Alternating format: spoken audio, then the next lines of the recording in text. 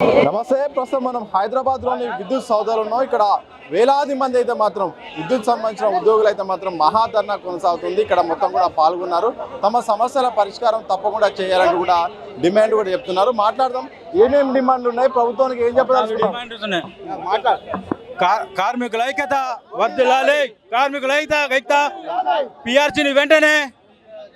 కార్మిక సోదరులారా, మరి ఈరోజు రాష్ట్ర నాయకత్వం పీజా తలబెట్టిన చలో విద్యుత్ కార్యక్రమానికి పెద్ద ఎత్తున 4 కంపెనీలు ఎస్పీడీసీఎల్, ఎన్బీసీఎల్, ట్రాన్స్కో, జెన్కో వివిధ భాగాల నుంచి కార్మికులు తరలి రావడం.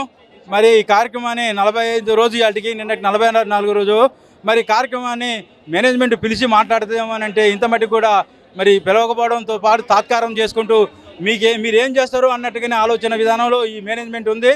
దయచేసి సీఎండీ గారికి కానీ మరి ఎన్ఎస్ సెక్రటరీ గారికి మా విన్నపం ఏంటంటే, మరి జాకంతా కలిసి అన్ని సంఘాలు కలిసి ఈ యొక్క ఉద్యమాన్ని ఇంత ఉప్పెన చేసినప్పుడు కూడా మరి అధికారులు స్పందించకుండా నిర్లక్ష్య ధోరణి, ఎక్కడికాడి కార్మికులను రానియకుండా ఇది ఒక చట్టాన్ని తీసుకొచ్చి బయటికి మరి మీరు లీవ్ పెట్టకూడదు, లీవ్స్లో ఉన్నారు కాబట్టి మీరు ధర్నాకు పోతుండ్రు, లీవులు ఇవ్వము అని చాలామంది కార్మికులను ఇబ్బంది పడ్డాము. దాన్ని ఏకతాటితోని కార్మిక సంఘాలు పిలుపు మేరకే ఇక్కడ కార్మికులందరూ రావడం జరిగింది. మరి మా కోరిక ఒకటే, 14 డిమాండ్లతో జేఏసీ ముందు పిలుపునివ్వడం జరిగింది. మరి ఇందులో ఆర్టిజన్స్ కూడా ప్రథమ భూమిక పోషిస్తున్నారు. మరి వాళ్ళకు కూడా ఏపీఎస్సీలు వర్తించాలని, వారికి సమిష్టిస్థానాన్ని కల్పించాలనేది ఈ నాయకత్వంలో మాట్లాడడం జరిగింది. అదేవిధంగా మాకు మన పిఆర్సీ రావాలి 2026, ఆ పిఆర్సీని కూడా మేము అడగడం జరిగింది. దానికి ఇంత మటుకి కమిటీ వేయకపోవడం చాలా దురదృష్టకరం. ఎందుకంటే కార్మికులు 4 సంవత్సరాలకు ఒకసారి వేతనాలు అడుగుతున్నారు. వేతనాలు ఎందుకు అడుగుతున్నాం అంటే, మరి ఎలా వస్తువులు మార్కెట్లో నిత్యావసర వస్తువులు విపరీతంగా రేట్లు పెరిగినాయి. మాకు కావాల్సింది 4 సంవత్సరాలకు ఒకసారి కరువు బెత్తం డిఏతో పాటు ఈ యొక్క పిఆర్సీని ఇవ్వమని. మరి అదే మాదిరిగా ఈ ప్రైవేటేషన్ యాదాద్రి కొత్త ప్లాంట్ కట్టారు. మరి అక్కడ థర్మల్ స్టేషన్ ప్రైవేట్ పరం చేయదని ఇటు వర్కర్స్ కానీ ఇంజనీర్స్ మేము మా ప్లాంట్ కాపాడుకుంటాం, బిహెచ్ఎల్ కన్స్ట్రక్షన్ చేశాక మాకు అప్పు చెప్తే అటు ఇంజనీర్స్ కానీ ఇటు ఓఎన్ఎం కానీ పెద్ద టెక్నికల్ పర్సన్స్ ఉండి మేము కాపాడతామంటే 255 కోట్లతో ఒక టెండర్ వేసి, మరి అది చాలా తక్కువ టెండర్ అయితే ఎక్కువ వేసి దీంట్లో ఏం మొదలు అవుతుందో మాకు అర్థం కావట్లేదు. మా బాధ ఏంటంటే, సమస్యలు మేము ఉండగానే మా కళ్ళ ముందే సమస్యను అమ్మేస్తారా? ప్రైవేట్ పరం చేస్తే మా బతుకులు ఏమవుతాయి? మరి మేమంటే ఇంకో 2-3 సంవత్సరాలు ఇట్టాడు, మరి ఫర్దర్గా ఇంక 20 సంవత్సరాలు సర్వీస్ ఉన్న వాళ్ళు ఆగమవుతారని జేఏసీ 14 డిమాండ్లతోని, అదేవిధంగా శాంక్షన్ పోస్టులు లేవు, అన్ని చనిపోయిన వాళ్ళు కానీ రిటైర్డ్ అయిన వాళ్ళు కానీ మిగతా శాంక్షన్ పోస్టులు ఇవ్వట్లేరు. మరి అదే మాదిరిగా సమస్యలు ఒకే విధానం ఉండాలి, ప్రమోషన్స్ కూడా కల్పించట్లేదు, ప్రమోషన్ కూడా కల్పించాలని, మరి ఆర్టిజన్ విధానాన్ని నిర్మించాలని. హనుమాన్ కార్మికులు మరి ఎస్పీడీసీఎల్, ఎన్పీడీసీఎల్లో కూడా హనుమాన్ గారు మీటర్ రీడింగ్ అయితే వాళ్ళందరూ పనిచేస్తున్నారు, వాళ్ళని ఆర్టిజన్లో గుర్తించాలని. మరి ఈ డిమాండ్లతో ఇక్కడ పెద్ద ఎత్తున జాగు పిలుపు మేరకే ఉప్పెనలాగా 4 కంపెనీలు ఇవాళ కార్మిక సంఘాలతో పాటు కార్మికులందరం రావడం జరిగింది. ఇది ఇంతటితో వదిలేసేది లేదు. మా విధానంలో మా న్యాయమైన డిమాండ్లను పరిష్కరించకపోతే ఎంత దూరమైనా ఎంత తెగింపైనా చేస్తామని జాగ్ తరపున తెలియజేసుకుంటూ, జాగ్ నాయకత్వం, జాగ్ నాయకత్వం. చెప్పండి, చాలా రోజుల నుంచి చెప్తారు ఈ డిమాండ్ ఇప్పటిది కాదు, కానీ ఎందుకు స్పందన రావట్లేదు? ప్రధానంగా ఏం చెప్పదలుచుకున్నారు? మేనేజ్మెంట్ మొండి వైఖరి మూలానే ఉద్యోగస్తులు రోడ్డు మీదకి రావాల్సిన పరిస్థితి వచ్చింది. మేనేజ్మెంట్ మొండి వైఖరిని వీడితేనే ఈ సమస్య పరిష్కారం అవుతుంది. మరి 14 డిమాండ్లతో మేము దపదపాలుగా ఎనర్జీ సెక్రటరీని కానీ 4 సీఎండీలను కానీ కలవడం జరిగింది. కానీ దాన్ని ఆర్టిజన్ సమస్యలను కూడా పిలిపించి మాట్లాడి వాళ్ళను రెగ్యులరైజ్ చేసి వారం లోపల మాకు ఆర్డర్లు ఇస్తామని చెప్పడం జరిగింది మేనేజ్మెంట్. దాన్ని కూడా పక్కతోన, అంటే ఎంప్లాయీస్కి సంబంధించిన ఏ ఇష్యూ అయినా కానీ కూడా పక్కకు పెట్టి మేనేజ్మెంట్ మొండి వైఖరి వహిస్తున్నది. కాబట్టి ఈ మొండి వైఖరికి వ్యతిరేకంగానే ఈరోజు చేపట్టినాం ధర్నా. ముందు మమ్మల్ని పిలిచి డిస్కస్ చేసి మా సమస్యలు పరిష్కారం కాకపోతే ముందు కరెంటు ఉండే పరిస్థితి ఉండదని, మన వినియోగదారులకు కరెంటును కూడా బంద్ చేసే పరిస్థితి వస్తుందని తెలియజేస్తున్నాం.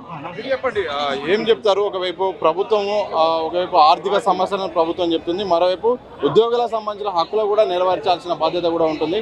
ఏం చెప్పదలుచుకున్నారు? అన్న, ఆర్థిక సమస్యలు అంటేనా, ఆర్థిక సమస్యలు ఎప్పుడు ఉంటాయి? ఆర్థిక సమస్యలు లేని వ్యవస్థ లేదు, ఏ కంపెనీలు లేవు, ఏది లేదు. ఆర్థిక సమస్యను అడ్డుపెట్టుకొని కార్మికులను ఇంత నయవంచన గురి చేసిన ప్రభుత్వం చరిత్రలో లేదు. ముందుగా మేము ఆర్టిజన్ వర్గం నుంచి చెప్తున్నాము, గత 4 నెలల క్రితం మేము 10 రోజులు సమ్మె చేసినాం. 10 రోజులు సమ్మె చేసే చరిత్రలో ఎన్నడూ లేని విధంగా 95%, 98% మేము సమ్మెలో పాల్గొన్నాం. మా సంఘాలన్నీ మా మద్దతు తెలిపినాయి. మమ్మల్ని నమ్మించి మీరు కాల్ ఆఫ్ చేసి రండి, మీ సమస్యలు పరిష్కారం చేస్తామని మనం నమ్మించి మోసం చేసి ఇవాళకి 4 నెలలు గడుస్తున్న ఏ ఒక్క హామీ కూడా పెడచోని పెట్టకుండా మమ్మల్ని చిన్న చూపు చూస్తూ ఇంత అవమానపరుస్తుంది.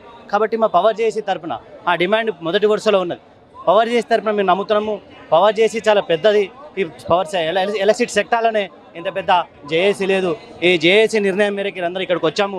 భవిష్యత్తులో మా జేఏసీ ఏ నిర్ణయం తీసుకున్నా, అది ఇంకెక్కడికైనా సమ్మైనా ఎటువంటి నిర్ణయాలు తీసుకున్నా దీనికి వెనకాడే ప్రశ్న లేదు. కాబట్టి ఆర్టిజన్లకు తక్షణమే ఏపీఎస్సీ సర్వీస్ రూల్స్ అమలు చేయాలి.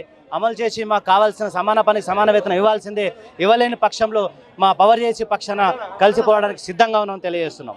మీరు లాస్ట్ ఒక మాట చెప్పండి, ఏం చెప్పదలుచుకున్నారు మొత్తానికి? ఏదైతే మా పవర్ జాకు ఇచ్చిన నిర్ణయం ప్రకారం ఇవాళకి 46వ రోజు ఈ కార్యక్రమం చేపట్టాము. 46 రోజుల నుంచి మేనేజ్మెంట్ కానీ గవర్నమెంట్ కానీ ఎలాంటి స్పందన లేదు.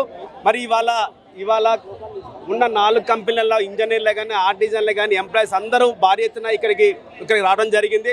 దాదాపు 10,000 మంది ఇంకా వస్తూనే ఉన్నారు కాబట్టి మరి ఈ రోజైనా గవర్నమెంట్ కానీ మేనేజ్మెంట్ చలించి మమ్మల్ని చర్చలో పిలిస్తే పర్వాలేదు. లేని పక్షంలో మా జాక్ వాళ్ళు ఇలా లాస్ట్ ఫైనల్ ఒకటి తీసుకోబోతున్నారు. అవసరమైతే సమ్మెలో పోవడానికి కూడా సిద్ధంగా ఉండే అవకాశం కల్పించే మార్గం అవుతుంది గవర్నమెంట్. మరి ఎందుకంటే తెలంగాణ రావడానికి ఇదే విద్యుత్ ఉద్యోగులు అందరం మేము రోడ్డు ఎక్కి ఆ రోజు తెలంగాణ తీసుకొచ్చాము.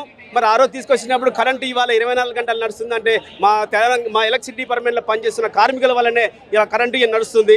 అలాంటి కరెంటు వ్యక్తులను ఇవాళ మమ్మల్ని రోడ్డు ఎక్కించే పరిస్థితి తీసుకొచ్చేది ఈ గవర్నమెంట్. కాబట్టి ఇప్పటికైనా పిలిచి చర్చలో పిలిచి మా సానుకూలంగా మా 14 డిమాండ్లు ఏది ఉన్నాయో ఆ డిమాండ్లు సాధించి ఇవ్వాలని మేము కోరుకుంటున్నాం.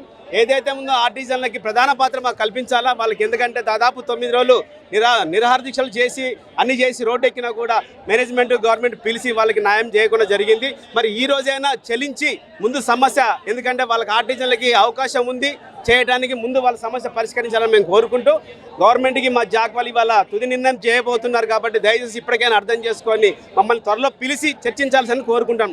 అది థ్యాంక్ యూ సార్. ఉద్యమంలో చాలా కీలక పాత్ర పోషించాము. చెప్పండి. నేను మెదక్ నుండి మెదక్ సర్కిల్ నుండి వచ్చినాము. అయితే ఈ అనేక సంవత్సరాలుగా వస్తున్నటువంటి ఇది మా యొక్క పోరాటము. ఈసారి పిఆర్సీ లేదు. అసలు ఈపీఎఫ్ టు జీపీఎస్ఎల్ అయితే అసలు దాన్ని 2004లో బ్యాచ్లో ఎప్పుడో ఇస్తామన్న మాట అసలు ప్రభుత్వము మా అధికారులు కానీ ఇంకా స్పందించి ఇవ్వలేకపోతున్నారు. ఎంతోమంది మరణించినారు, ఎంతోమంది కార్మికులు మరణించారు, వాళ్ళ కుటుంబాలకు అన్యాయం జరిగింది. దయచేసి ఇంకా చాలా బాధగా ఉన్నది. అసలు ఒక్కొక్క సబ్స్టేషన్లో 2 మాత్రమే ఆపరేటర్ చేస్తున్నారు. అటువంటి దాంట్లో ఇంకా నియామకాలు జేఎంఎల్ కొత్త రిక్రూట్మెంట్ చేయాలి. ఇంకా అసలు ప్రభుత్వం కూడా మంచి ఆలోచన చేసి ఇప్పటికైనా తొందరగా ఆలోచన చేసి మా యొక్క కార్మికులకు ఎన్నో సమస్యలు ఉన్నాయి, ఆ సమస్యలంతా తీర్చాలని. రెండోది ఏంటంటే మేము ఈ జేఏసీగా మేము చేస్తున్నటువంటి ఈ సమ్మె మేము ప్రభుత్వానికి వ్యతిరేక కాదు, అధికారులకు వ్యతిరేక కాదు. మా యొక్క కోరికలు ఏవైతున్నాయో మా కోరికలు నెరవేరాలని మాకు నెరవేరుస్తున్నాము. ఇదే విధంగా ప్రతి సెక్షన్ నుండి ప్రతి సర్కిల్ నుండి అధిక పెద్ద సంఖ్యలో ఇక్కడికి విచ్చేసారు. ఇది స్వచ్ఛందంగా వచ్చారు. ఇదే ప్రభుత్వం అయినా మా అధికారులైనా వెంటనే స్పందించి తొందరగా పిఆర్సీ, రెండోది ఈపీఎఫ్ టు జీపీఎఫ్, జేఎల్ఎం కొత్త జేఎల్ఎంలో అన్ని రిక్రూట్మెంట్ చేసి తొందరగా చేయాలని మనస్ఫూర్తిగా కొట్టుకున్నా. నేను మెదక్ సర్కిల్, నా పేరు T Sangaiah, electricity line inspector. మొత్తంగా విద్యుత్ సౌదాలో జరుగుతున్న భారీ మహాధరణ ప్రధానంగా తెలంగాణ ఉద్యమంలో కీలక పాత్ర పోషించాం. అలాగే ఈరోజు రాష్ట్రంలో 24 గంటల కరెంటు వస్తుందంటే మా కృషి కూడా ఉంది. కానీ ప్రభుత్వం అయితేంది, మేనేజ్మెంట్ అయితేంది అసలు మా యొక్క హామీల విషయంలో, హక్కుల విషయంలో పట్టించుకోవడం లేదు. ఇక చివరి అస్త్రంగా ఇక మహాధరణ అయితే చేపడుతున్నాం. ఈరోజు చర్చలకు ఇక ఒకవేళ ప్రభుత్వం కానీ ఆహ్వానించకపోతే మాత్రం మేము ఇక జేఏసీ తీసుకునే ఏ నిర్ణయానికైనా వేలాది మంది మేము సిద్ధంగా ఉన్నాం. సమ్మెలో పాల్గొనడానికి కూడా సిద్ధంగా ఉన్నాం. ఇవన్నీ కూడా న్యాయపరమైన డిమాండ్లు.